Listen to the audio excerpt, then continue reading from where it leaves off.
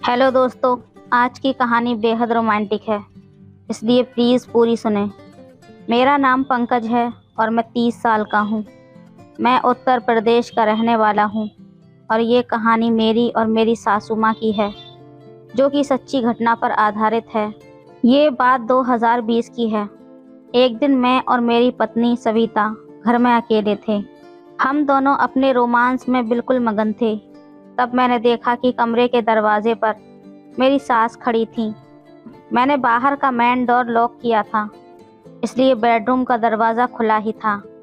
लेकिन सासू माँ के पास हमारे फ्लैट की एक चाबी थी। शायद उसी से वो अंदर आ गई थीं। मैं सासू माँ को देखकर एकदम से रुक गया, पर वो मुझे कैरी ऑन का इशारा करके चली गईं। उन्होंने बाहर जाकर फिर से डोर बेल बजाई, तो मैं जल्दी से बाहर का दरवाज़ा खोलने आया। मैंने दरवाज़ा खोला तो सासू माँ दरवाजे पर थीं। उनके चेहरे पर मुस्कान थी। मैं अपनी पत्नी को आवाज़ देते हुए बोला, सविता, मम्मी जी आई हैं। तब सविता बोली, आ रही हूँ, रुको। 5 मिनट के बाद वो कपड़े पहनकर बाहर आ गई। उसके आते ही दोनों माँ बेटी गले मिली। उस वक्त दोपहर के 2 बजे थे। सविता बोली, मम्मी जी, चाय बना दूँ? सासू माँ ने हामी भर दी, ठीक है बेटा। वो किचन में गई तो देखा वहाँ दूध नहीं था। मैं बाहर दूध लेने चला गया। तब सविता बोली, मैं खुद जा रही हूँ, मुझे बाहर दुकान वाली आंटी से कुछ पुराना हिसाब किताब पूरा करना है। ये कहकर सविता बाहर चली गई। मैं और सासू माँ घर पर अकेले रह गए थे। अब मैं उनसे नजरें नहीं मिला पा रहा था। तभी वो बोली, सॉरी दामाद जी, मुझे अचानक ऐसे नहीं आना चाहिए था। मैं बोला, कोई बात नहीं मम्मी जी, आपका ही तो घर है। वो मंद मंद मुस्कुराती हुई बोली, शर्माओ मत ज्यादा, मैं सविता से कुछ नहीं कहूँगी। हम दोनों शांत बैठे रहे। तब सविता आ गई और चाय बनाकर ले आई। सविता ने सासू माँ से पूछा, मम्मी आज अचानक कैसे आना हुआ? तब सासू माँ ने बताया कि वो मेरे ससुर जी की कुछ प्रॉपर्टी और बैंक के काम से आई हैं, क्योंकि हाल ही में कुछ दिनों पहले मेरे ससुर जी का स्वर्गवास हो गया था। तो ससुर जी की जो प्रॉपर्टी वगैरह थी वो सासू माँ के नाम पर करवानी थी। ये काम कल मुझे ही सासू माँ के साथ जाकर करवाना था, इसलिए सासू माँ आई थी। उस रात हमने खाना वगैरह खाया और सोने के लिए चले गए। हमारे घर में बस 2 ही कमरे थे, जिसमें एक कमरे में सासू माँ सो गईं और एक कमरे में मैं और मेरी पत्नी सविता सो गए। आज मैं और सविता ऐसे ही चुपचाप सो गए थे। अगले रोज देश भर में लॉकडाउन लग गया था। कोई कहीं नहीं जा सकता था। हमारी अपार्टमेंट में भी कोरोना के कारण सील कर दी गई थी और सासू माँ अब यहीं पर फंस गई थी।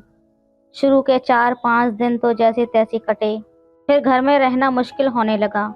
हम टीवी देखते रहते, मोबाइल देखते रहते। मैं घर में पूरे कपड़े पहने रहता। सासू माँ साड़ी और सविता ज़रूर हल्के कपड़े पहन रहती थी। अब सासू माँ के सामने मैं अपनी पत्नी सविता के साथ कंफर्टेबल फील नहीं कर पा रहा था। मुझे बहुत अजीब सा लगता था। एक दिन सासू माँ जब बाथरूम में थीं, तब मैंने सविता को पीछे से जाकर गले लगा लिया। वो छटपटा उठी और बोली, पागल हो गई हो क्या? मम्मी हैं अभी यहाँ पर। मैं मुंह बनाकर वापस आ गया और सविता से नाराज़ हो गया। पहले मैं थोड़ी देर बालकनी में बैठा रहा, फिर अंदर अपने कमरे में आ गया। थोड़ी देर बाद मैं ऊपर छत पर गया, फिर भी मेरा मन नहीं लग रहा था।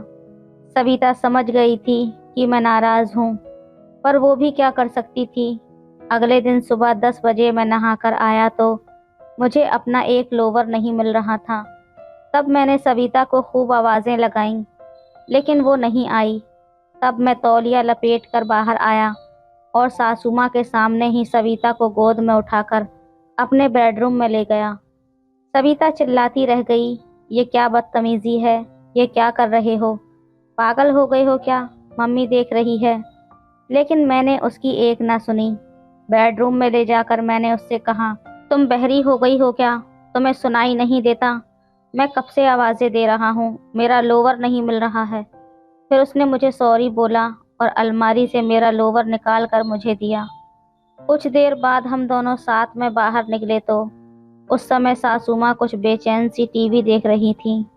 मैं भी उनके सामने बैठ गया और टीवी देखने लगा। तब मेरी नज़र सासू माँ पर पड़ी तो वो मेरी ही तरफ देखकर मंद मंद मुस्कुरा रही थीं।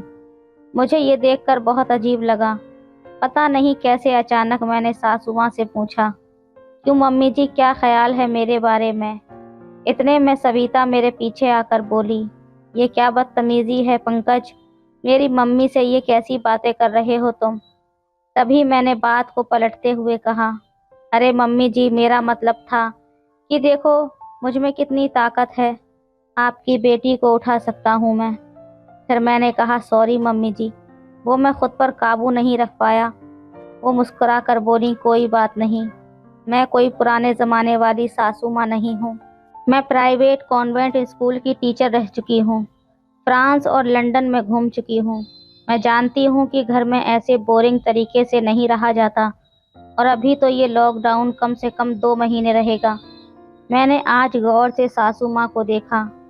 सामान्य से लंबा कद, गोरा रंग, सुंदर चेहरा, हमेशा मुस्कुराती रहती थीं और स्टाइलिश साड़ी पहनती थीं।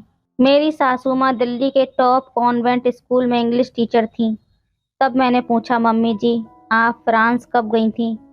तब उन्होंने कहा, हनीमून पर तुम्हारे ससुर जी ले गए थे, लेकिन शादी के पहले फैशन कंपटीशन में पार्टिसिपेट किया था, तब भी गई थी। मैं बोला, तभी आप इतनी स्टाइलिश हो।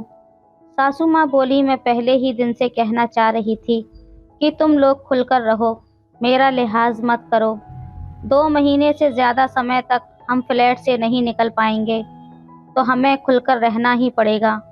एक पल रुककर उन्होंने मुझे देखा और कहा, मनोरंजन के नाम पर टीवी, मोबाइल, लूडो और करने के नाम पर खाना पीना ही तो बचा है।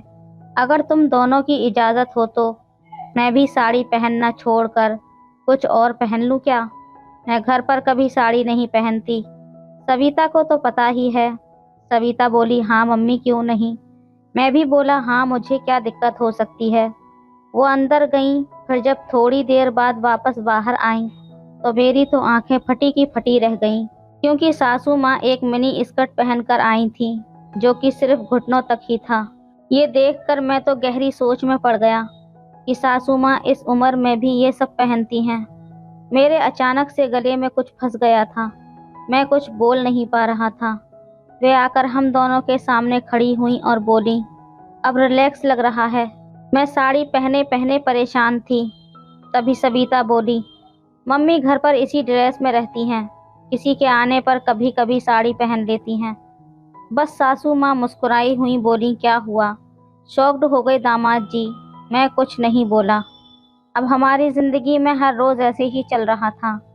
तब अचानक एक दिन हमारे घर पर कोरोना टीम आई। पूरी सोसाइटी में केस बढ़ रहे थे, इसलिए हमारी चेकिंग हुई और सविता को कोरोना पॉजिटिव बता दिया गया। हमारी सोसाइटी के बाहर ही एक अस्थायी कोरोना हॉस्पिटल चालू किया गया था, तो सविता को उसी में जाना पड़ा। अब घर पर केवल मैं और सासू माँ थे। दोपहर में सविता को वहाँ लेकर गए, इसलिए शाम को मैं परेशान बैठा था। सासू माँ मेरे लिए कॉफ़ी लेकर आईं और बोली, परेशान मत हो दामाद जी, डॉक्टर ने बोला है हल्के लक्षण हैं, बस 14 दिन रखेंगे फिर घर भेज देंगे। वो अभी साड़ी में ही थी। हम लोगों ने रात के 8 बजे डिनर किया और फिर मैं टीवी देखने लगा। तब सासू माँ नाइटी पहनकर हॉल में आकर बैठ गईं। उन्होंने मुझसे रिमोट लिया, एक मूवी लगाई। 10 मिनट बाद ही उस फिल्म के अंदर रोमांटिक सीन आने लगे, जिसे देखने के बाद मैं तो चुपचाप उठकर अपने कमरे में चला गया, क्योंकि सविता की वजह से मेरा मूड खराब था। मुझे पता ही नहीं मैं कब सो गया। जब सुबह मैंने आंखें खोली तो देखा कि सासू माँ मेरे बेड पर सो रही थी। ये देखकर मैं हैरान रह गया और सोचने लगा कि आखिर सासू माँ यहाँ कब आकर सोईं और क्यों। इतने में सासू माँ ने भी अपनी आंखें खोल दी और बोली, उठ गए दामाद जी। मैंने कहा, मम्मी जी, आप यहाँ पर क्या कर रही हो, और वो भी मेरे बेड पर? तब वो बोली, बेटा जी, यहाँ सोना मेरी मजबूरी थी, क्योंकि आप सारी रात नींद में करहा रहे थे और सविता सविता चिल्ला रहे थे, जिसकी वजह से मेरे कमरे तक आवाज़ें आ रही थीं। इसलिए मजबूरन मुझे यहाँ आकर सोना पड़ा। आखिर आप मेरी बेटी के पति हो, आप उसका इतना ख्याल रखते हो, उसकी आंख में कभी आंसू तक नहीं आने देते, तब मैं आपके लिए इतना तो कर ही सकती हूँ। जब वो यहाँ नहीं है तो आपका ख्याल रखना मेरा फ़र्ज़ बनता है। मैं आपको ऐसी हालत में नहीं देख सकती, इसलिए अपनी बेटी के खातिर मुझे ये करना पड़ा। उनके चेहरे पर अपनापन का भाव साफ झलक रहा था और वो बहुत ही खुश लग रही थीं। कुछ देर बाद हम लोग उठे और नहा धोकर मेरी पत्नी सविता से मिलने चले गए। उससे मिलकर आने के बाद हम एक साथ खाना खाया और पूरा दिन खूब एंजॉय मस्ती की। रात के खाने के बाद सासू माँ आज फिर मेरे साथ ही सो गई थीं। जब तक मेरी पत्नी घर वापस नहीं आई, तब तक सासू माँ हर रोज़ मेरे कमरे में ही सोती थीं और मेरा बहुत ख्याल रखती थीं। जब मेरी पत्नी वापस आई तो मैंने उसको सब कुछ बताया और वो ये सब सुनकर बहुत खुश हुई और अपनी माँ को मेरा ख्याल रखने के लिए धन्यवाद कहने लगी। फिर जब तक लॉकडाउन चला, तब तक हम तीनों ने मिलकर खूब मौज मस्ती की और उसके बाद सासू माँ अपने घर पर चली गई थीं। लेकिन मेरी पत्नी के कहने पर हमने अपनी सासू माँ को अपने पास ही रहने के लिए बुला लिया, क्योंकि वहाँ पर वो अकेली रहती थीं। आज हम तीनों अपनी ज़िंदगियों में बहुत खुशी से मिलजुल कर रहते हैं। तो दोस्तों, ये थी हमारी आज की कहानी। आपकी क्या राय है इस कहानी पर, हमें कमेंट में ज़रूर बताएं। वीडियो अच्छी लगे तो लाइक करें, शेयर करें, सब्सक्राइब करें। धन्यवाद। दिल्ली, सुबह का वक्त। बड़े से मैंशन के अंदर काफी चहल पहल थी। वहाँ सभी लोग अपने अपने काम में लगे हुए थे। वहीं बहुत सारे सर्वेंट पूरे घर को सजा रहे थे। तभी लक्ष्मी देवी, जिनकी उम्र लगभग 65 साल थी, अपने रूम से बाहर आई और सारी तैयारियां होती देख सामने खड़ी अपनी बहू के पास जाकर बोली, सारी तैयारियां कैसी चल रही है कोमल? 45 साल की खूबसूरत दिखने वाली कोमल लक्ष्मी देवी की ओर देखते हुए बोली, तैयारी तो ठीक चल रही है माँ, लेकिन समझ नहीं आ रहा कि राजवीर ने अचानक से शादी करने का फैसला क्यों किया। इस पर लक्ष्मी देवी ने कहा, पता नहीं कोमल, कब क्या चलता है उसके मन में। अब हम उसके फैसले के खिलाफ भी तो नहीं जा सकते। ये सुनकर कोमल ने एक लंबी सांस लेते हुए जवाब दिया, ठीक कहा आपने माँ। खैर छोड़िए, मैं बाकी की तैयारी देखती हूँ। कोमल की बात सुनते ही लक्ष्मी देवी बोली, ठीक है। लक्ष्मी देवी राजवीर की दादी और कोमल राजवीर की सौतेली माँ है। जिस घर में इस वक्त ये दोनों खड़ी है वो घर सिंघानिया मैंशन है, जहाँ इस घर के बड़े बेटे राजवीर सिंघानिया की शादी होने वाली है, जिसने कल रात अचानक अपने एक बिजनेस पार्टनर की बेटी संजना के साथ अपनी शादी अनाउंस कर दी। राजवीर सिंघानिया देश का एक जाना माना बिजनेसमैन है, जिसका परिवार वैसे तो बहुत बड़ा है, लेकिन किसी में इतनी हिम्मत नहीं कि वो राजवीर के खिलाफ कुछ बोल सके, क्योंकि उसके सामने किसी की भी नहीं चलती। सिंघानिया मैंशन में जहां एक तरफ इतनी अफरा तफरी का माहौल था, वहीं दूसरी तरफ उसी घर के एक रूम में दो लड़कियां आराम से सो रही थी। तभी कोमल जी उस रूम में आई और उन्होंने उस रूम की खिड़की खोल दी। फिर वो दोनों लड़कियों को उठाने की कोशिश करते हुए बोली, मीशा, इश्की, दोनों के दोनों उठो, देखो सूरज कब का आ गया है। तभी उन दोनों में से एक लड़की ने अपने चेहरे को तकिए से ढकते हुए कहा, क्या है मदर इंडिया, सूरज सोता भी तो हमसे पहले है। कोमल जी ने उसका तकिया छीनते हुए जवाब दिया, अच्छा जी, अभी बताती हूँ, आज घर में शादी है और घर में बहुत काम है, चलो उठो तुम दोनों जल्दी से। तभी कोमल जी की नजर उस दूसरी लड़की पर गई और वो उसे गौर से देखते हुए बोली, और इसे देखो कैसे आराम से सो रही हैं। इश्की, उठो बेटा। तभी वो लड़की, जिसका नाम इश्की था, अपने सुअर में बोली, आंटी बस थोड़ी सी देर और, कल ही तो हमारी एग्जाम खत्म हुए हैं, थोड़ा तो सो लेने दीजिए। उन दोनों की बातें सुनकर कोमल को इरिटेशन होने लगी और वो चिल्लाते हुए बोली, नहीं, बिल्कुल नहीं, घर में शादी है और तुम दोनों को देखो अब तक सो रही हो, इतना सारा काम पड़ा है अभी। तभी मीशा अपनी आंखें मलते हुए उठकर बोली, शादी? ये भला कैसी शादी हुई? एक दिन पहले बताया जा रहा है कि कल शादी है। वैसे भी मुझे वो चलती फिरती लिपस्टिक की दुकान बिल्कुल भी नहीं पसंद। ये है मीशा, जिसकी उम्र 20 साल है और ये राजवीर की सौतेली बहन है। ये दिखने में तो काफी सुंदर है, लेकिन जरा भी लड़कियों की तरह नहीं रहती। आम लड़कियों की तरह शॉपिंग करना, मेकअप करना या ड्रेसअप होना उसे जरा भी पसंद नहीं है। ये ज्यादातर टॉमबॉय की तरह ही रहती है। मिशा की बात सुनकर कोमल जी हल्की सी स्माइल करते हुए बोली, बेटा तुम्हारे पसंद करने या न करने से क्या हो जाएगा, वो राजवीर को पसंद है, और वैसे भी क्या तुम कुछ कह सकती हो राजवीर से? तभी इश्की ने भी उठते हुए हंसकर कहा, उस डीवेल से ये बात करेगी? आंटी शायद आप भूल रही हैं, हमारी मिशा सिर्फ हमारे सामने ही शेर बनती है, अपने भाई के सामने जाकर तो एकदम भीगी बिल्ली बन जाती है। ये है इश्की, मिशा की बेस्ट फ्रेंड, जो अक्सर एग्जाम टाइम में मिशा के साथ उसके घर रहने आती रहती है। इश्की एक अनाथ लड़की है जिसकी उम्र 19 साल है, लेकिन दिखने में ये किसी अप्सरा से कम नहीं है। इश्की की आंखें ये और लिप्स गुलाब की तरह पिंक है। उसकी आंखों में बड़ी बड़ी पलकें, बाल थोड़े लंबे, गोरा रंग और हाइट 5 फुट 3 इंच है। इश्की की बात सुनकर मिशा ने चिढ़ते हुए कहा, अच्छा जी, मैं भीगी बिल्ली और तू? जैसे ही पता चलता है कि भाई घर आ गए हैं तो तू रूम से पैर भी बाहर नहीं निकालती और मुझसे कह रही है। ये सुन इश्की तुरंत जवाब देते हुए बोली, हाँ तो मुझे उनसे डर लगता है। देखा नहीं तूने कैसे वो अपनी नीली नीली आंखों से सबको डराते रहते हैं, एकदम डेविल की तरह। सच बताऊं, मैं तो ये सोचकर हैरान हूँ कि वो लड़की इस डेविल से शादी कर क्यों रही है। क्या उसे इस डेविल से डर नहीं लगता? मिशा ने कुछ सोचते हुए जवाब दिया, हाँ यार, बात तो तू सही कह रही है।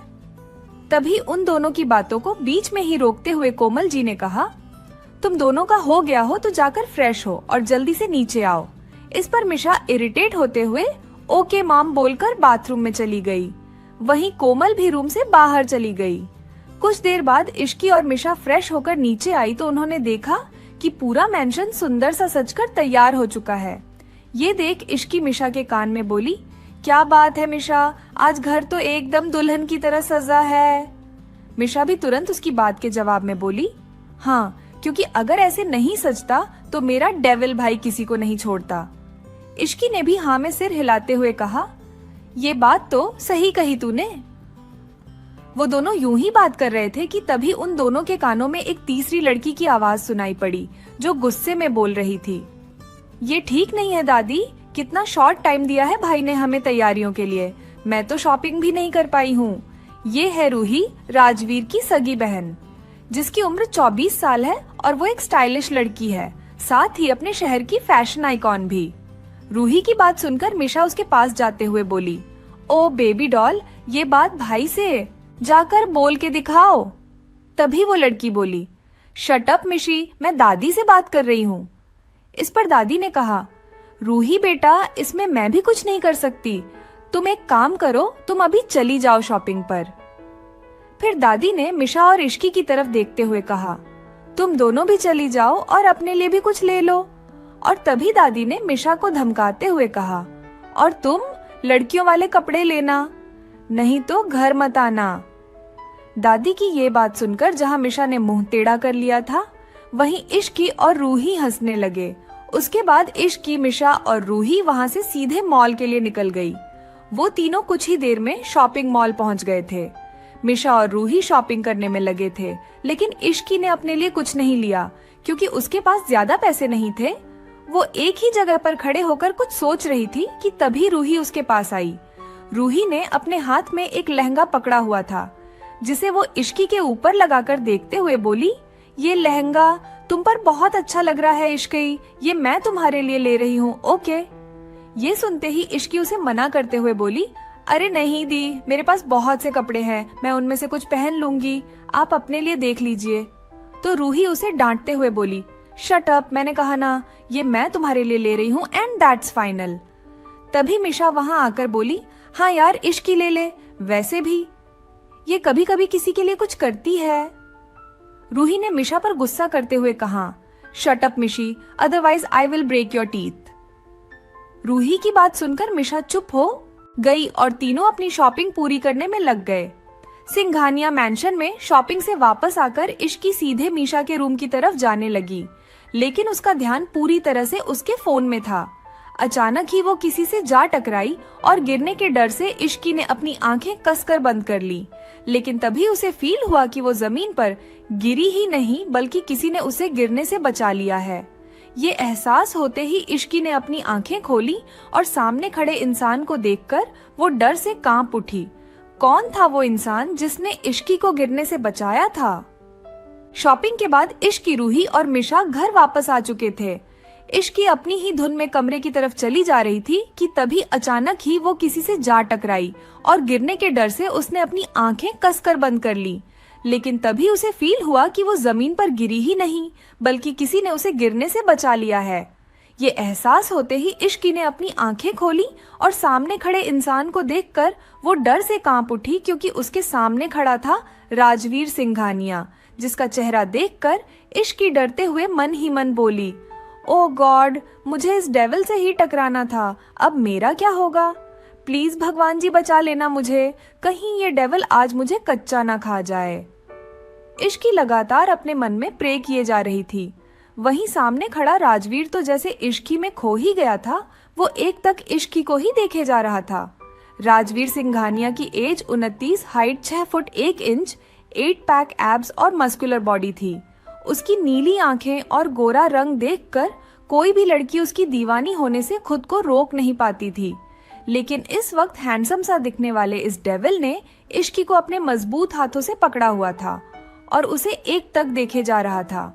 वहीं इश्की का डर से बुरा हाल हो रहा था, क्योंकि पिछले कुछ दिनों में उसने राजवीर के गुस्से के कई नमूने भी देख लिए थे। तभी इश्की ने अपने डर पर काबू करने की कोशिश करते हुए अपनी सारी हिम्मत जुटाकर राजवीर से कहा, मिस्टर सिंघानिया, मुझे छोड़िए प्लीज। इश्की की बात सुनकर राजवीर होश में आया और उसने इश्की को छोड़ दिया। राजवीर की बाहों से छूटते ही इश्की राजवीर को सॉरी बोलकर वहां से भाग खड़ी हुई। लेकिन राजवीर इश्की को तब तक देखता रहा जब तक वो अपने रूम के अंदर चली नहीं गई। उसके जाने के बाद राजवीर भी अपने रूम में चला गया और अपने असिस्टेंट समर को कॉल करने लगा।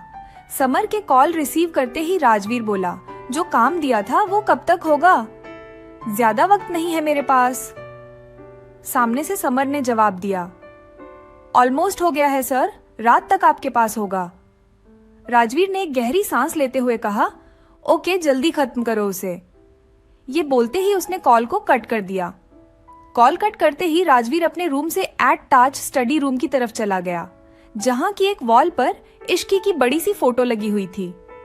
इस फोटो के करीब जाकर राजवीर उसे छूते हुए बोला, बस आज की रात, उसके बाद तुम हमेशा के लिए मेरी बन जाओगी। तुम्हारे नाम के साथ मेरा नाम जुड़ जाएगा। मैं तुम्हें बता भी नहीं सकता कि जब से मैंने तुम्हें देखा है मैं तुमसे कितना प्यार करने लगा हूं। मुझे तो पता भी नहीं चला कि ये दिल कब तुम पर आ गया। राजवीर यूं ही उस फोटो से बात करता रहा और देखते ही देखते शाम हो गई। घर के सभी लोग और भी ज्यादा बिजी हो गए। अब तक संजना भी यहाँ आ चुकी थी और एक रूम में दुल्हन की तरह तैयार हो रही थी। उसके आसपास उसकी सभी दोस्त बैठी हुई थी। तभी संजना की एक दोस्त बोली, यार संजना, मानना पड़ेगा तुझे, फाइनली तू राजवीर सिंघानिया से शादी करने वाली है। कितनी लड़कियां मिसेस सिंघानिया बनने के सपने देख रही थी और तूने बाजी मार ली। इस पर संजना ने अकड़ते हुए कहा, तो मैं क्या तुझे ऐसी वैसी लड़की लगती हूँ? संजना दीवान नाम है मेरा, सिर्फ मैं ही राजवीर के साथ बेस्ट लगती हूँ और ये बात उसे भी पता है। तभी उसकी दूसरी दोस्त ने कहा, हाँ यार, इसमें तो कोई शक नहीं है, लेकिन राजवीर है बहुत खतरनाक, उसका तो नाम ही काफी है लोगों को डराने के लिए। ये सुनते ही संजना ने जवाब देते हुए कहा, हाँ ये बात तो है, लेकिन वो मुझसे बहुत प्यार करता है, तभी तो मुझसे शादी के लिए मान गया। संजना की सभी दोस्त ऐसे ही उसकी चापलूसी करने में लगी हुई थी। वहीं मिशा के रूम में इश्की मिशा को बहुत देर से आवाज लगा रही थी, क्योंकि मिशा बाथरूम से बाहर ही नहीं निकल रही थी। इश्की ने जोर से आवाज लगाते हुए कहा, मिशा यार जल्दी बाहर आ, शादी का मुहूर्त होने वाला है, नीचे भी जाना है।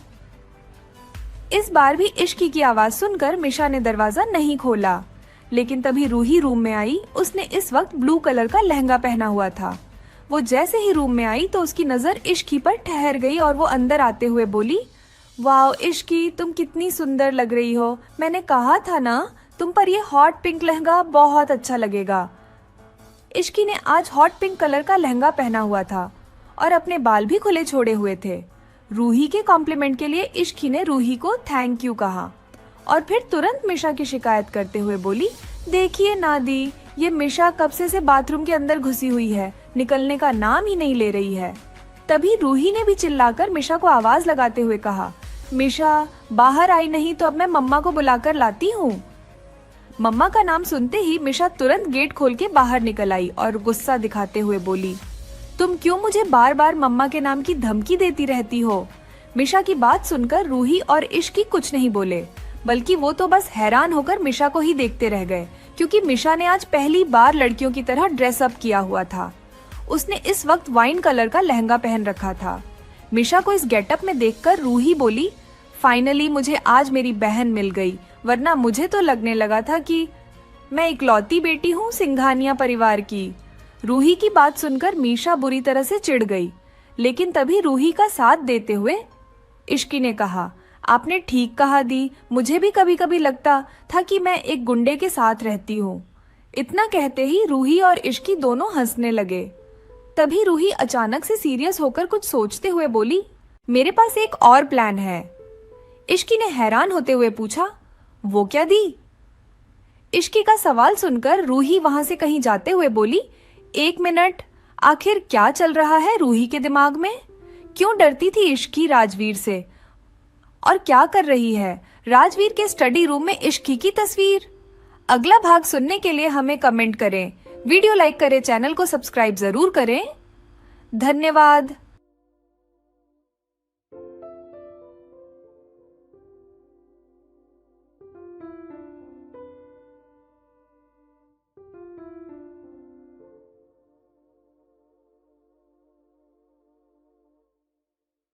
रात को सोते हुए मैंने महसूस किया कि मेरी मामी मेरे साथ कुछ अजीब बर्ताव कर रही है। उस वक्त मैं गहरी नींद में सो रहा था। मुझे लगा शायद मैं सपना देख रहा हूँ। कुछ देर बाद उनकी हरकतों से मेरी नींद खुल गई। तब मैंने देखा कि मेरी मामी मेरे साथ कुछ अजीब और गलत करने की कोशिश कर रही है। ये देखकर मैं हैरान रह गया। फिर मैंने उनसे कहा कि आप मेरे साथ ये क्या कर रही हैं? मैं आपके बच्चे जैसा हूँ। उसके बाद भी मैंने देखा कि मामी किसी अजीब तरह की खुशी पाने की लालच में और भी ज़्यादा पागल होने लगी। उनकी इन हरकतों को देखकर मैं सन्न रह गया। मामी की आंखों में मैंने एक अजीब तरह की ख्वाहिश देखी। मेरे बार बार मना करने के बाद भी वह मेरी बात नहीं सुन रही थी। मामी किसी खास आनंद की खोज में और ज़्यादा बेकाबू हो गई। मामी ने मेरे साथ जो किया उसे सुनकर आपके होश उड़ जाएंगे। मेरा नाम अनमोल है और मेरी उम्र 21 साल है। मैंने अपनी पढ़ाई पूरी करके एक प्राइवेट सेक्टर में जॉब करना शुरू कर दिया। साथ में मेरे मम्मी पापा और मेरी बहन और मामा मामी रहते हैं। मेरी मामी का नाम अंजना है। मामी की उम्र अभी 29 साल है। मेरे मामा होटल चलाते हैं और मेरी मामी एक हाउसवाइफ है। दीपावली की छुट्टी थी, इसलिए मैंने घर जाने की तैयारियां की। सबके लिए खूब सारी शॉपिंग किया, खासकर अपनी मम्मी के लिए 4-5 पीस एक से बढ़कर एक साड़ी खरीदा। मम्मी के लिए साड़ियाँ और पापा के लिए अच्छे अच्छे पैंट और शर्ट शॉपिंग की। मैंने टिकट पहले से बुक करा रखी थी, इसलिए दीपावली त्योहार से 5 दिन पहले घर के लिए निकल गया। मैं 2 साल बाद अपने घर जा रहा था, क्योंकि जब से जॉब ज्वाइन किया तब से घर जाना नहीं हुआ था, इसलिए सबके लिए कुछ ना कुछ खरीदा। खासकर अपनी मामी के लिए लगभग 27 घंटे के सफर के बाद आखिरकार मैं अपने घर पहुंच गया।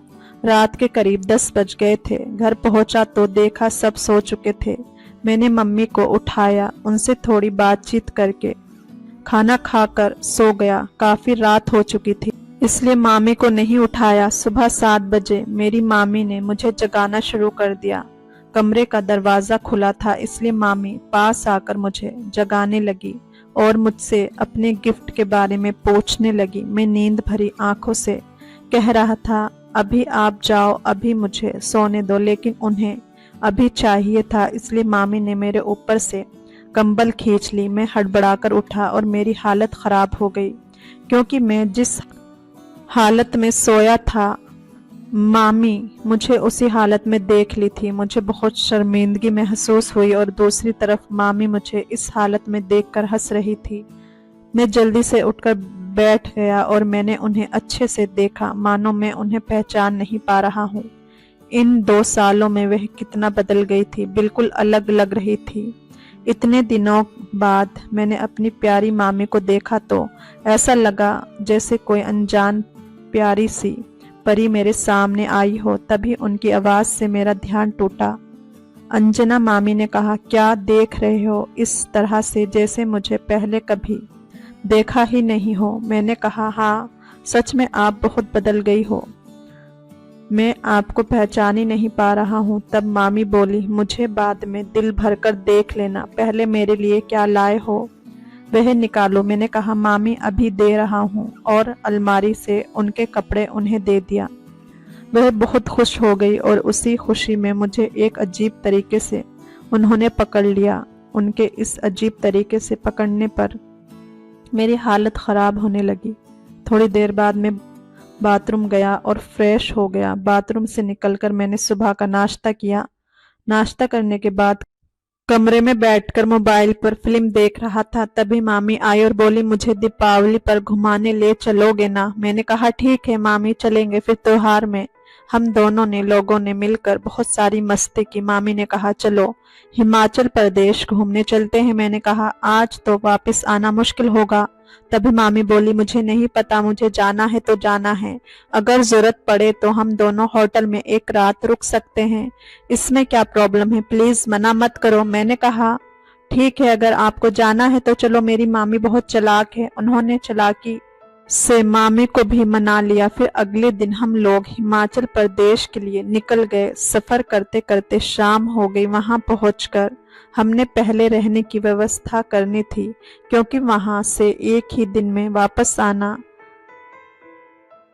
मुमकिन नहीं था। मैंने मामी ने मिलकर होटल ढूंढना शुरू किया। आखिरकार हमें एक कमरा मिला, वह भी सिंगल था। त्योहार की छुट्टियों में हर जगह भीड़ थी, इसलिए सिंगल रूम ही लेना पड़ा।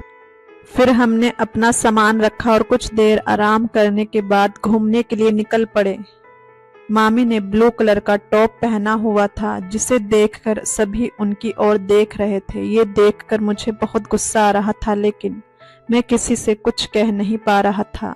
तभी एक आदमी दूसरे से कह रहा था, देख वह आशिक कितनी खूबसूरत औरत के साथ घूम रहा है, उसकी किस्मत कितनी अच्छी है। ये सुनकर मुझे गुस्सा आ गया और मैं उनके पास जाने लगा, लेकिन मामी ने मुझे रोक लिया। फिर हमने बहुत मजे किए और पूरे दिन घूमने के बाद शाम को होटल लौट आए। फिर हमने कमरे में जाकर फ्रेश होकर दोबारा टहलने के लिए निकलने का फैसला किया। हमारे पास के कमरे में एक भैया भाभी थे, जिन्होंने हमें घूमने के लिए बुलाया। मामी ने हाँ में जवाब दिया।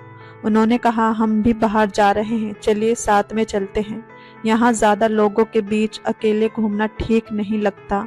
हम मान गए और फिर उनसे बातचीत करते हुए हमारा परिचय हुआ।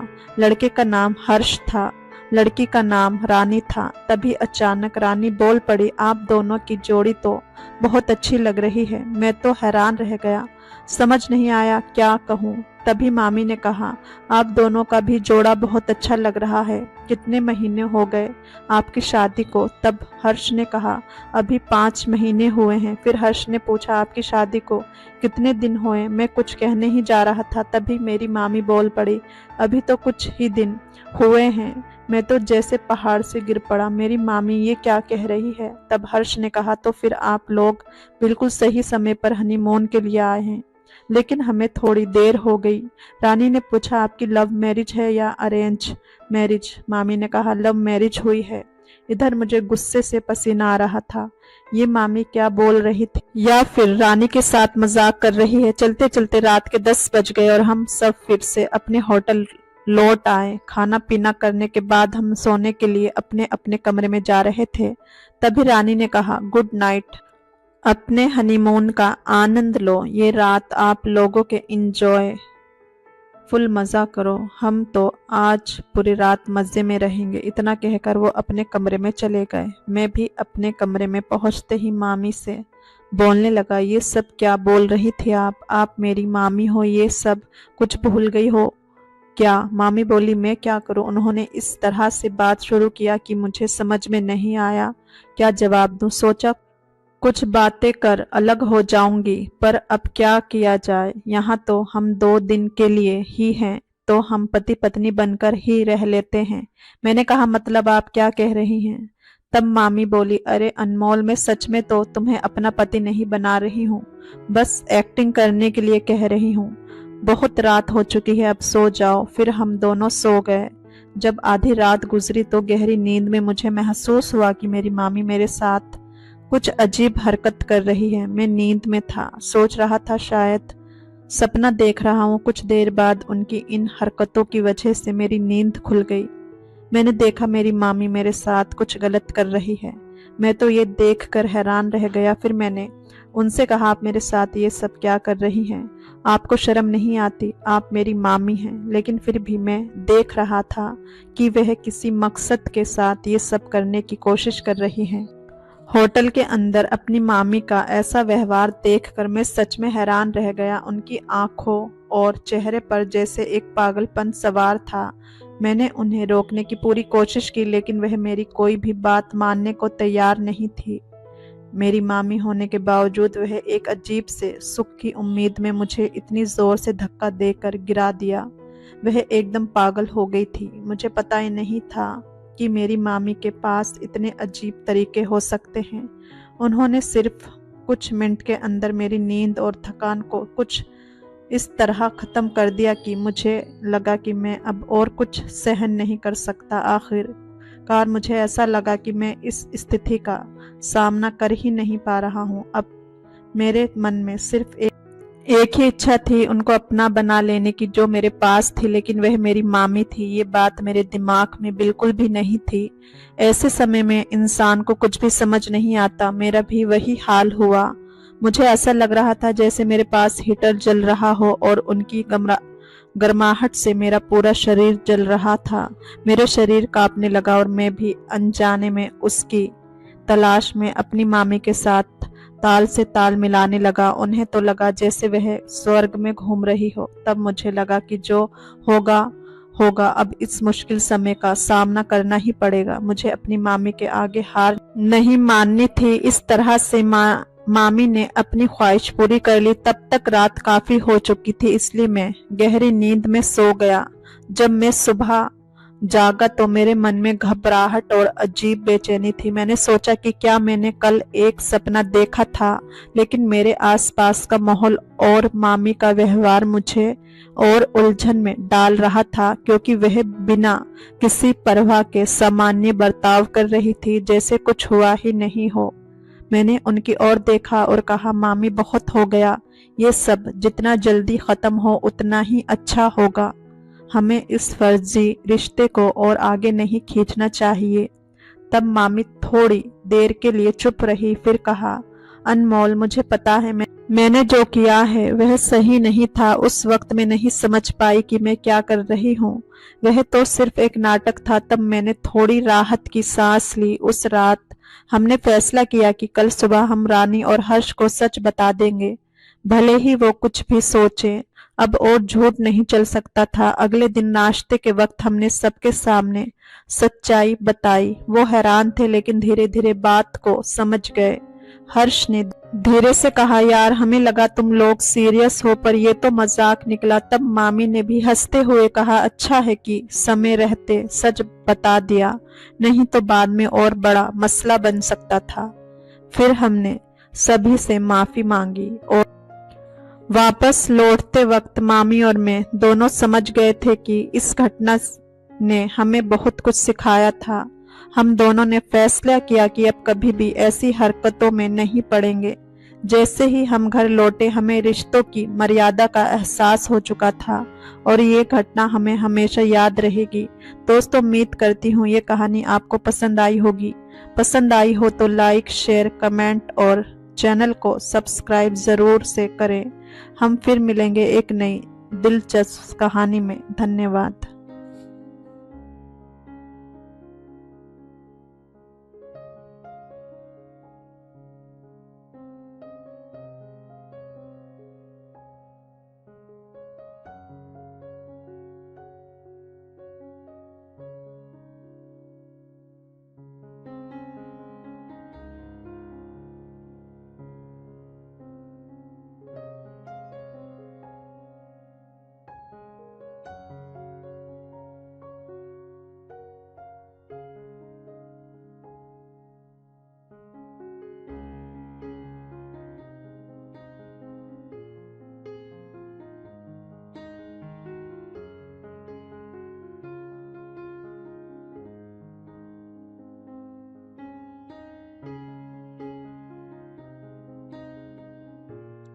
राजस्थान में अपनी बड़ी सी हवेली के अपने बड़े से कमरे में बैठी कलावती जी कुछ सोचों में गुम थी। आज कलावती जी को अपने पोते रणवीर शेखावत की बहुत याद आ रही थी। अपने बेटे और बहू के एक्सीडेंट में गुजरने के बाद उन्होंने अपने पति रणधीर शेखावत और रणवीर की दाई माँ के साथ मिलकर रणवीर पाला पोसा था। उस समय रणवीर बस 7 साल का था। अपने माता पिता के गुजरने के बाद रणवीर चुपचाप सा रहने लगा था। रणवीर की दादी ने रणवीर को भरपूर प्यार दिया, पर वो उसकी उदासी को कम ना कर सके। वो ज्यादातर अपनी पढ़ाई में लगा रहता, पर जब भी उसके पास समय होता तो वो अपने दादाजी के साथ ऑफिस चला जाता था।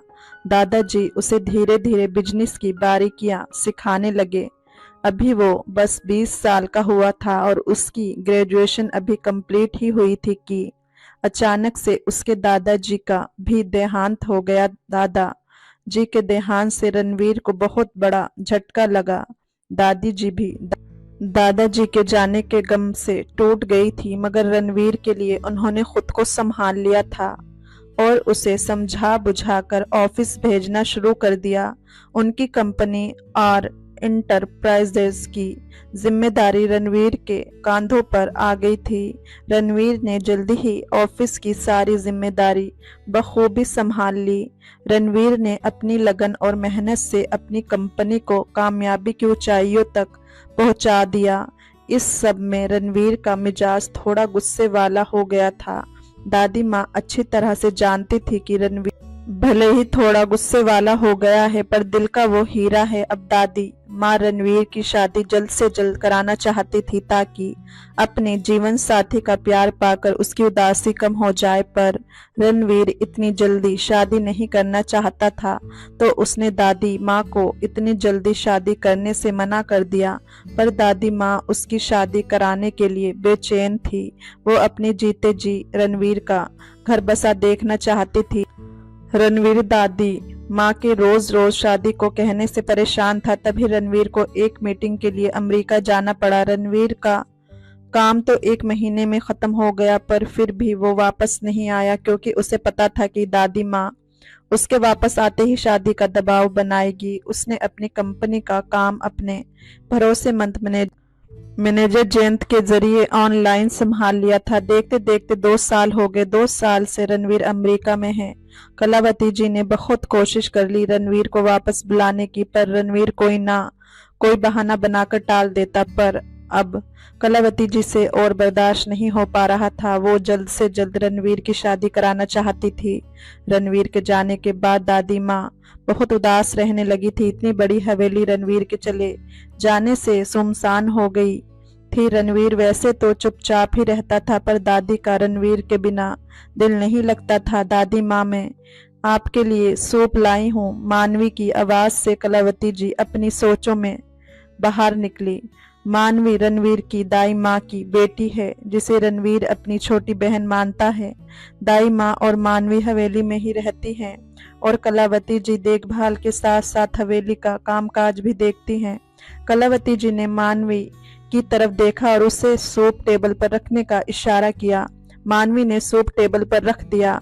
दादी जी ने उसे अपने पास बुलाया और बोली, मानवी, रणवीर को फोन लगाओ और कहो कि दादी माँ की तबीयत बहुत खराब है, आप जल्द से जल्द यहाँ आ जाइए। मानवी दादी माँ की तरफ हैरानी से देखकर बोली, पर दादी माँ आप तो बिल्कुल ठीक हैं। दादी माँ बोली, जैसा हमने कहा है वैसा ही करो। मानवी ने जवाब दिया, जी दादी माँ। फिर उसने दादी माँ के कहे अनुसार रणवीर को फोन लगा दिया।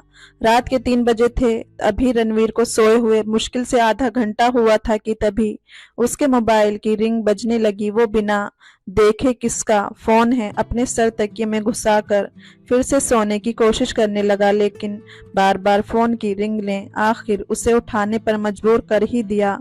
रणवीर ने नींद में ही फोन अपने कान से लगाकर कहा, हेलो हेलो, सॉरी भाई आपको इतनी रात में डिस्टर्ब किया। रणवीर ने आंखें बंद किए ही कहा, हूँ इट्स ओके, बात क्या है ये बताओ, इस समय कॉल क्यों किया।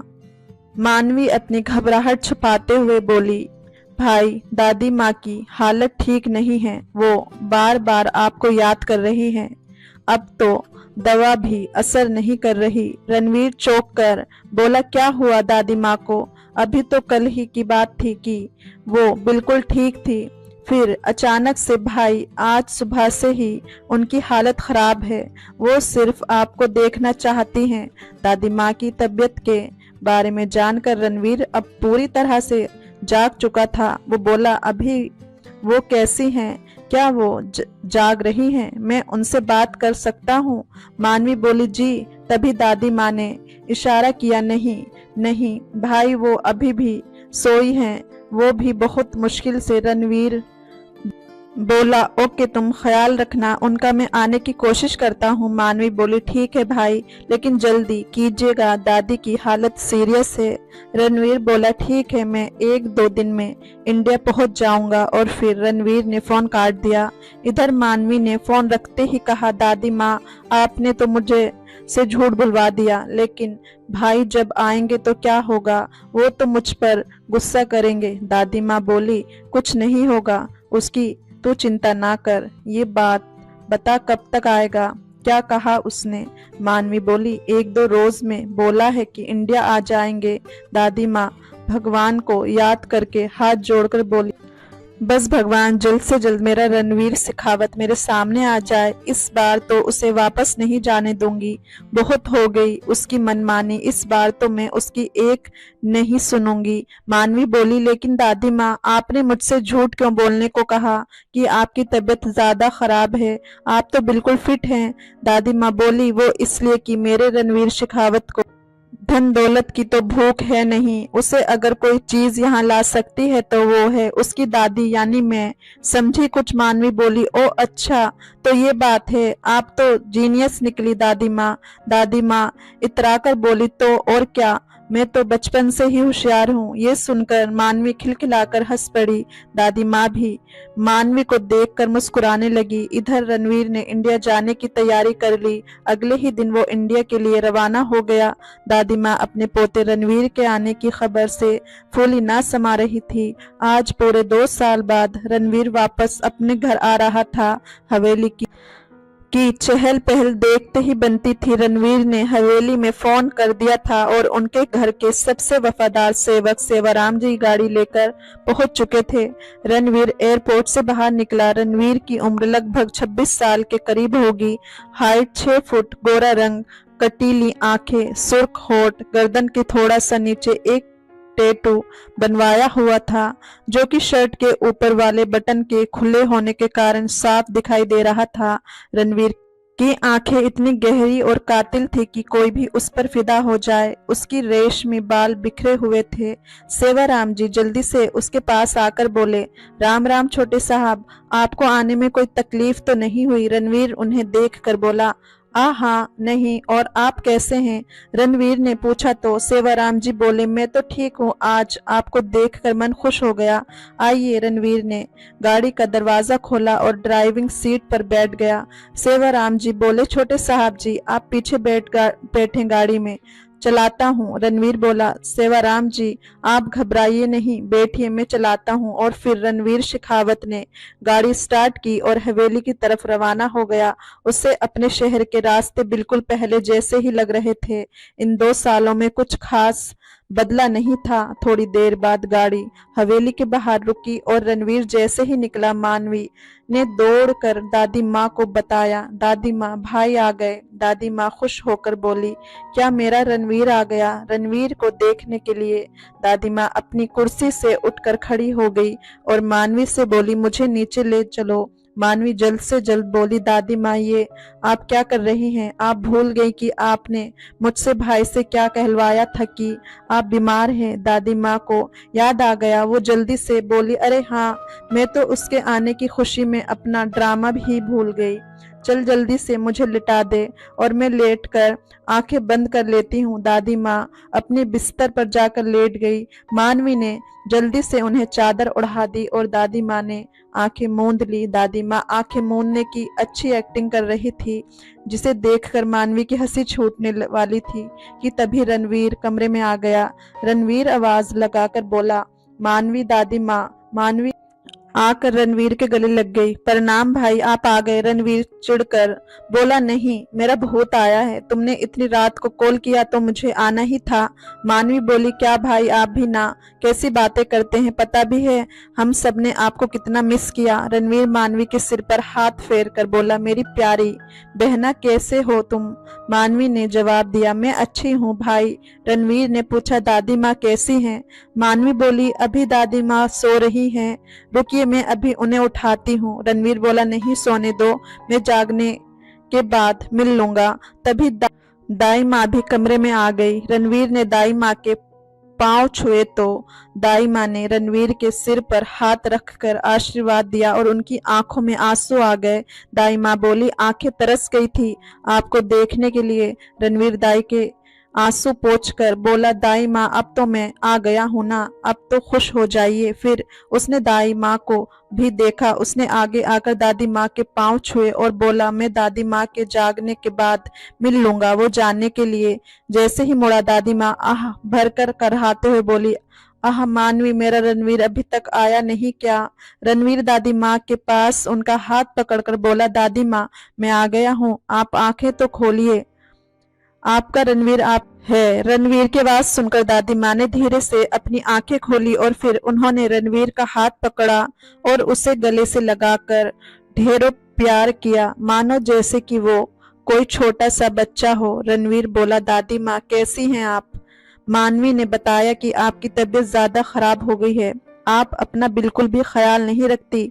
मैं कल ही आपको किसी अच्छे से डॉक्टर को दिखाकर आपका इलाज कराता हूँ। दादी माँ बोली, अब तो आ गया है ना मेरा ख्याल रखने वाला, अब मैं जल्द ही ठीक हो जाऊंगी। रणवीर मुस्कुराकर बोला, वो तो आपको होना ही पड़ेगा दादी माँ, आखिर आपके सिवा मेरा है ही कौन। दादी माँ मैं जरा फ्रेश होकर आता हूँ, फिर ढेर सारी बातें करेंगे। दादी माँ बोली, ठीक है जा। रणवीर के जाने के बाद दादी माँ ने दाई माँ कहा, कल्याणी जाकर खाने का इंतजाम देखिए, रणवीर 2 साल बाद आया है, सब कुछ उसकी पसंद का होना चाहिए। कल्याणी जी बोली, माँ जी आप चिंता मत कीजिए, मैंने सब कुछ रणवीर की पसंद का ही बनवाया है, मैं दिखवाती हूँ सब कुछ तैयार हुआ है कि नहीं। दाई माँ दादी माँ के कमरे से बाहर आई और सेवाराम को आवाज लगाई। सेवाराम जी भागे भागे आए, बोले, जी दाई माँ। दाई माँ बोली, सेवाराम जी दादी माँ ने कहा कि रसोई में जाकर देखिए खाना तैयार हो गया कि नहीं। ये कहकर सेवाराम जी किचन में आ गए।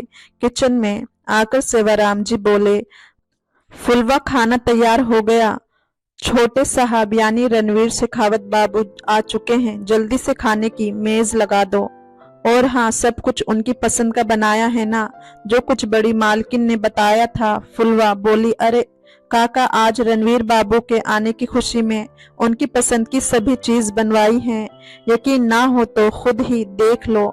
सेवाराम जी बोले, अरे नहीं नहीं, पहले मालिक खाएंगे फिर कोई और, ठीक है तुम खाना लगाओ। इधर रणवीर फ्रेश होकर आ चुका था और उसने दादी माँ के कमरे में ही खाना मंगवा लिया। दादी माँ बोली, रणवीर आज सब कुछ तेरी पसंद का है, तुझे मूंग दाल का हलवा पसंद है ना, खास तेरे लिए बनवाया है। रणवीर खुश होकर बोला, वाओ दादी माँ, आई लव यू। दादी माँ बोली, देख तो जरा कितना दुबला हो गया है, यहाँ खूब घी मक्खन खाएगा तो फिर से गोलू मोलू हो जाएगा। मेरा बच्चा रणवीर शेखावत चिढ़कर बोला, दादी माँ अब मैं बड़ा हो गया हूँ, आप क्या चाहती हैं मैं हाथी हो जाऊं ताकि कोई लड़की मुझे पसंद ही ना करे। दादी माँ हल्के से गुस्से में बोली, अरे कौन है जो मेरे राजकुमार जैसे पोते को नापसंद करेगी। तेरे लिए तो एक से बढ़कर एक राजकुमारियां हैं, बस तू जिसे पसंद कर ले वही हाँ कर दे। दादी की बात सुनकर रणवीर चुप हो गया। रणवीर जानता था कि अगर उसने कुछ और बोला तो दादी का पुराना शादी राग शुरू हो जाएगा, इसलिए उसने बात बदल दी। रणवीर बोला, दादी मानवी आपका ध्यान रखती है या नहीं, उससे कॉलेज भी जाना होता है, आप कहें तो मैं किसी और को आपकी देखभाल के लिए रख दूं। दादी माँ बोली, रणवीर बेटा अभी तो तू सफर से थका हारा आया है, अभी तो आराम कर ले, ये बात तो बाद में भी हो सकती है और मुझ तुझसे बहुत जरूरी बात करनी है। रणवीर खाना खाकर बोला, जी दादी। और फिर रणवीर वहां से अपने कमरे में चला गया। अगले दिन सुबह को रणवीर सोकर उठा तो हवेली में काफी चहल पहल थी। उसने सेवाराम जी को आवाज दी, सेवाराम जी भाग कर आए और बोले, जी छोटे मालिक आपने मुझे बुलाया। रणवीर ने पूछा, ये इतना शोर क्यों हो रहा है, हवेली में कुछ है क्या? सेवाराम जी बोले, छोटे मालिक आपकी आने की खुशी में दादी माँ पूजा रखवाई है और दावत का आयोजन किया है। रणवीर बोला, ठीक है आप जाइए। सेवाराम जी ने पूछा, आपको कुछ चाहिए था? मालिक रणवीर जवाब दिया, नहीं। सेवाराम जी चले गए। उनके जाने के बाद रणवीर फ्रेश होने के लिए चला गया और शावर लेकर तैयार होकर अपने कमरे में बालकनी में आकर नीचे देखा तो बाहर गार्डन में बड़ा सा टेंट लगा हुआ था और हलवाई खाना बनाने में लगे हुए थे। रणवीर वहां से हटकर अपने कमरे में आ गया और अपनी वॉच बेड की साइड टेबल से उठाकर पहन ली और अपना मोबाइल उठाकर कमरे से बाहर आ गया। सबसे पहले रणवीर दादी माँ के कमरे में आया और दादी माँ से पूछा, दादी माँ ये सब क्या है? दादी खुश होकर बोली, रणवीर मेरा बच्चा आ इधर आ, मैं तेरा ही इंतजार कर रही थी। बेटा तू पूरे 2 साल बाद वापस आया है। जब से तुम्हारे दादाजी गए हैं इस हवेली की रौनक चली गई। अब तो वापस आ गया है तो सोचा कि कुछ रिश्तेदारों और जान पहचान वालों को बुलाकर दावत कर दूं, इसी बहाने तुझसे लोग मिल भी लेंगे।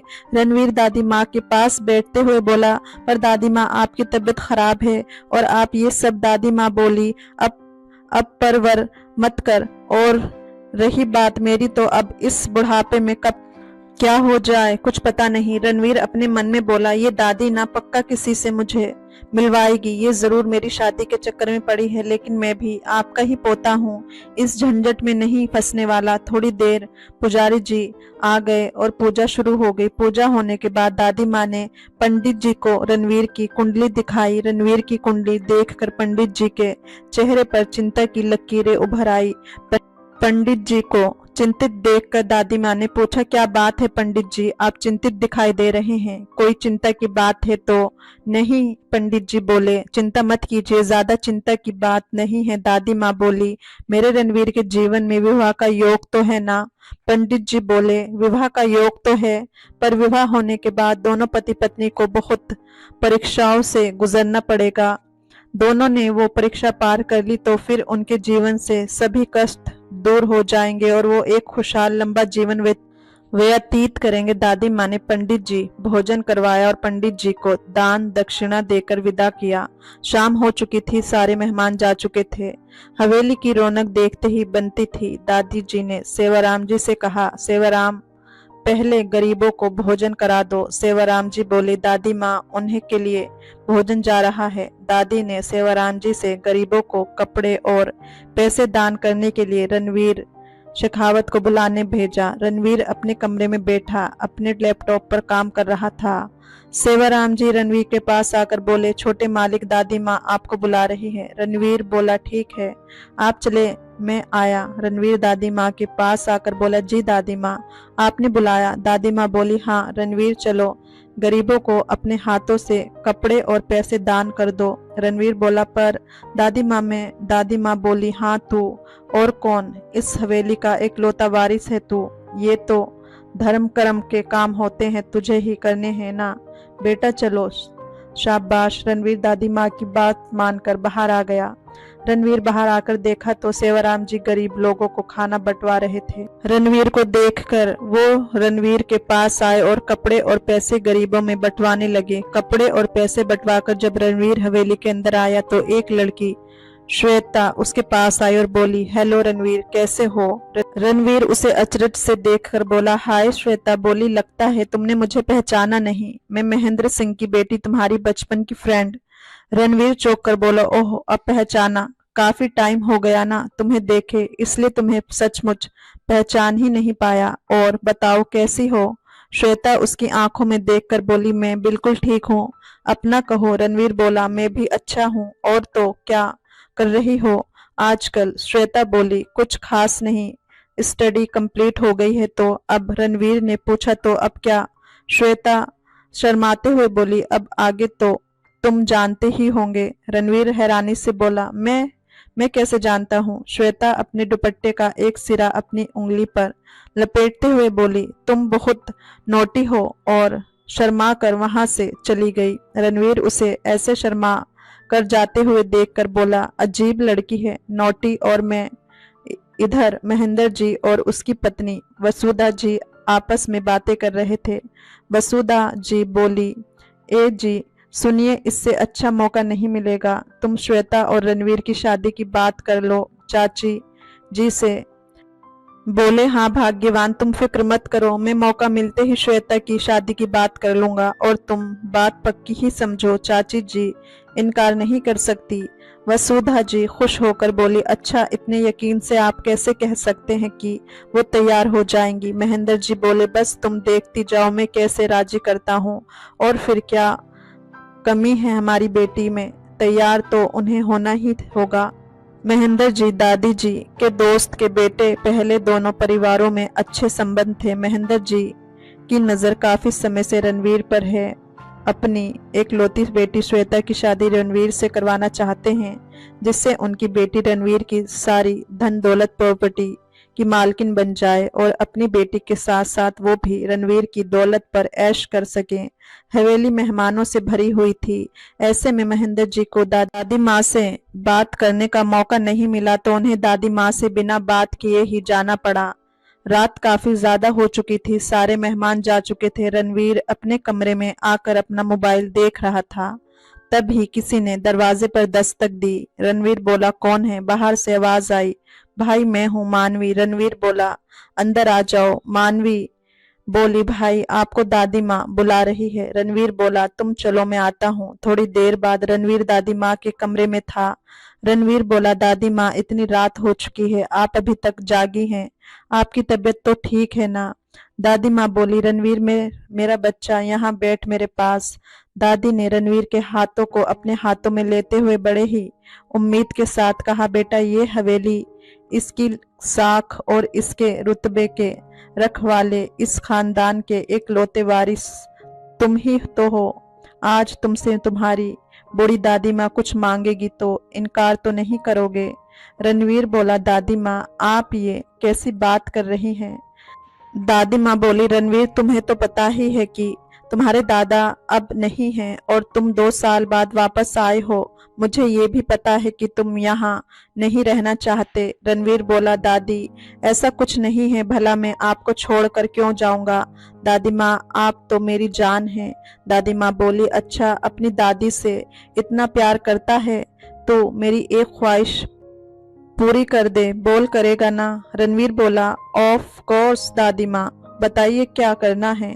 दादी माँ बोली, शादी। रणवीर हैरानी से बोला, शादी? दादी माँ बोली, क्या हुआ, इतना आश्चर्य क्यों? रणवीर बोला, दादी माँ अभी शादी वादी के चक्कर में मुझे नहीं फंसना। दादी माँ बोली, क्यों, वजह तो बता। रणवीर बोला, दादी वजह तो। दादी माँ रणवीर की बात बीच में काटकर बोली, देख रणवीर, अगर तूने किसी को पसंद किया है तो बता दे, मैं तेरी शादी उसी से करवा दूंगी। रणवीर बोला, दादी माँ ऐसी कोई बात नहीं है, बस मैं अभी शादी नहीं करना चाहता। इतना कहकर रणवीर वहां से चला गया। रणवीर दादी माँ की बात सुनकर काफी परेशान था। वो एक आजाद पंछी की तरह रहना चाहता था। ना तो उसकी कोई गर्लफ्रेंड थी और ना वो किसी से प्यार करता था, बस उसे किसी बंधन में बंधने की इच्छा नहीं थी। वो लड़कियों से हमेशा दूर ही रहता था, लेकिन दादी ने उसकी शादी की बात छेड़कर उसे परेशान कर दिया था। रणवीर सोचता हुआ बोला, दादी माँ, मैं आपकी हर बात मान लूंगा, पर शादी के चक्कर में मुझे नहीं पड़ना। मुझे मेरी आज़ादी बहुत पसंद है। फिर उसने फैसला किया कि वो जल्द ही अमेरिका वापस चला जाएगा। इधर रणवीर काफी परेशान था कि वो दादी से कैसे कहे कि वो वापस जा रहा है। वो अभी इसी उधेड़ बुन में था कि तभी सेवाराम जी ने बताया कि दादी की तबीयत बिगड़ गई है। रणवीर भागकर दादी के कमरे में आया। दादी माँ बेहोश हो गई थी। रणवीर ने जल्दी से दादी माँ को अपनी गोद में उठाया। पीछे पीछे दाई माँ और मानवी भी दौड़े पड़ी। रणवीर दादी माँ को लेकर पीछे बैठ गया और ड्राइवर ने गाड़ी स्टार्ट कर दी। दूसरी गाड़ी में मानवी, दाई माँ और सेवाराम जी रणवीर की गाड़ी के पीछे चल पड़े। रणवीर ने दादी को हॉस्पिटल में भर्ती करवाया और खुद बाहर बेचैनी के साथ टहलने लगा। रणवीर बहुत परेशान था अपनी दादी माँ के लिए। दादी माँ बस ठीक हो जाए, क्योंकि माता पिता और दादा दादी जी के जाने के बाद एक दादी ही तो थी उसके पास। अगर उन्हें भी कुछ हो जा गया तो वो क्या करेगा, कैसे रहेगा अपनी दादी माँ के बिना। ये सोचकर उसकी आंखें बार बार नम हो रही थी। भले ही वो 2 साल से अमेरिका में था, पर एक दिन भी ऐसा नहीं जाता था जब वो अपनी दादी माँ से बात ना करता हो। दूर रहकर भी वो दादी माँ की सेहत, खाना पान और बाकी सारी चीजों का ख्याल रखता था। डॉक्टर दादी माँ का ट्रीटमेंट कर रहे थे।